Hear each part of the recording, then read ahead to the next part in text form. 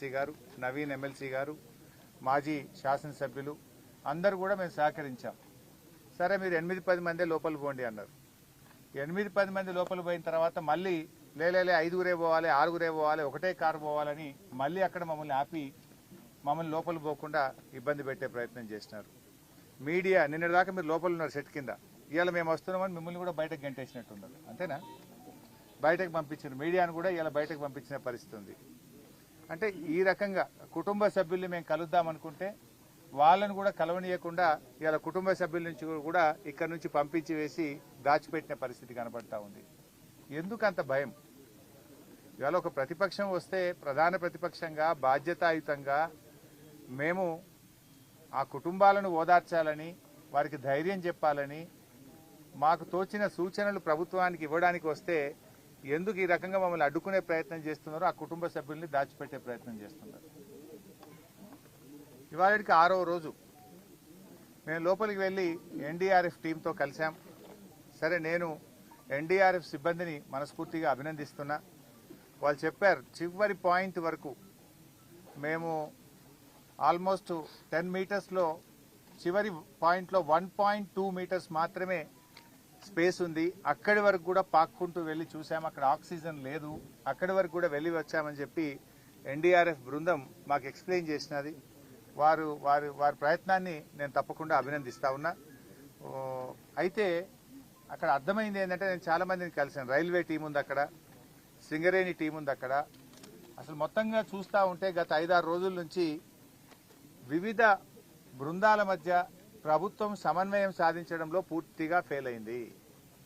Like NDRF ఉంది, navy teams ఉన్నాయి, railway teams ఉన్నాయి, సింగరేణి టీమ్స్ ఉంది, ర్యాట్ హోల్ మైనర్స్ వచ్చారు, geological survey of India team వచ్చింది, హైడ్రా టీం వచ్చింది, ఎల్ఎన్టీ టీం వచ్చింది. Like that so many teams have come. ఇంతమంది మధ్యలో అసలు ఎవరు ఏం పని చేయాలి, హౌ టు గో ఫార్వర్డ్ అనే విషయంలో డైరెక్షన్ లెస్ లో ఉన్నారు అందరు.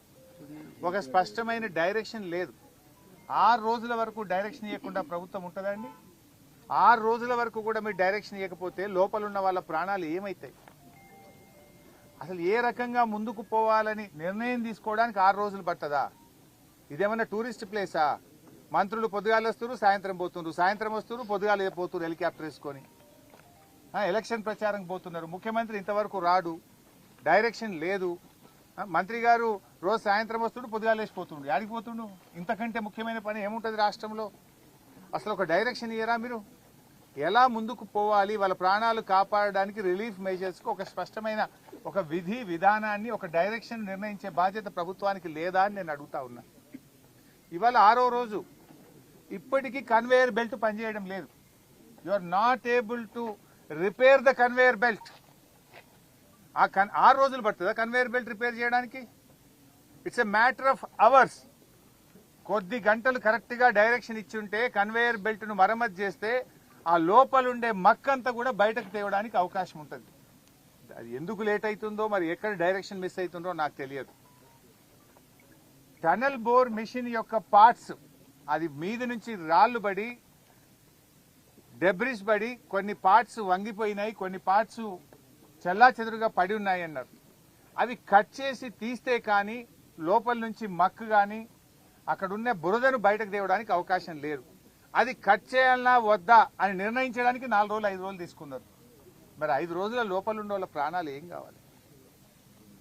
అది కట్ చేయాలని తొందరగా నిర్ణయం తీసుకొని ఫాస్ట్గా డీవాటరింగ్ చేసి ఫాస్ట్గా మీరు కన్వేయర్ బెల్ట్ను ఓకే చేసి లోపలుండే మక్కునంతా either by manual or by machine by hook or cook మీరు బయటకు తేవాల్సి ఉండే. 6 రోజుల తర్వాత తట్టడి మట్టి తెచ్చిరియాలి. 6 రోజులు 8 ప్రాణాలు ఏమైతాయి? 8 మంది ప్రాణాలు కాపాడడం పట్ల మీకున్న చిత్తశుద్ధి ఇదేనా? అసలు ఏం జరుగుతుంది? అసలు డైరెక్షనే లేదు మీకు ఇంతవరకు. గా బెల్ట్ ఇప్పుడు మంత్రి గారి స్టేట్మెంట్ నేను టీవీలో చూశాను. 2 రోజుల్లో అంతా అయిపోతుంది, ఆపరేషన్స్ బయటకు వస్తారు అని మాట్లాడాను.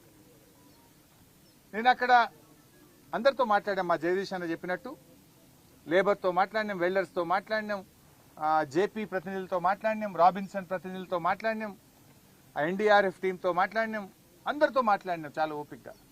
అసలు కన్వేయర్ బెల్ట్ ఎప్పటి వరకు అవుతుంది అని నేను అడిగితే 2 రోజులు పట్టొచ్చు సార్, 3 రోజులు పట్టొచ్చు సార్ అని ఒక ఆయన అంటుండు. మంత్రి గారేమో 2 రోజులు ఆపరేషన్ అయిపోతుంది, అంత బయటకు వస్తారని మంత్రి గారు చెప్తున్నారు.